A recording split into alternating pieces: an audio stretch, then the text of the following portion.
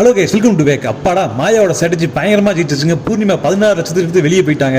கிட்டத்தட்ட நேற்று பயங்கர அறிவுபூர்வமாக பேசிட்டு இருந்தாங்க. ரெண்டாவது வின்னர் யாருன்னு கேட்டால் பணப்பேட்டி எடுக்கிறவங்க ரெண்டாவது வின்னர் அப்படின்னு சொல்லி நம்ம பூர்ணிமாக்கெல்லாம் எக்ஸ்பிளைன் பண்ணிட்டு இருந்தாங்க. அது மட்டும் இல்லாமல் தோத்தான அதை ஃபேஸ் பண்ணுற தைரியம் எனக்கு இருக்குது அப்படின்னு சொல்லியிருந்தாங்க. கிட்டத்தட்ட அவங்க ஜெயிச்சுட்டு தான் போயிருக்காங்க. இதில் என்னென்னா பயங்கரமாக சாக்காராங்க. நம்ம விஸ்ராமலாம் பயங்கர சாக்கு. என்னடா இப்போ நம்ம இப்படி பேசிட்டு இப்படி பெட்டியை தூக்கிட்டு போயிட்டாங்கன்னு.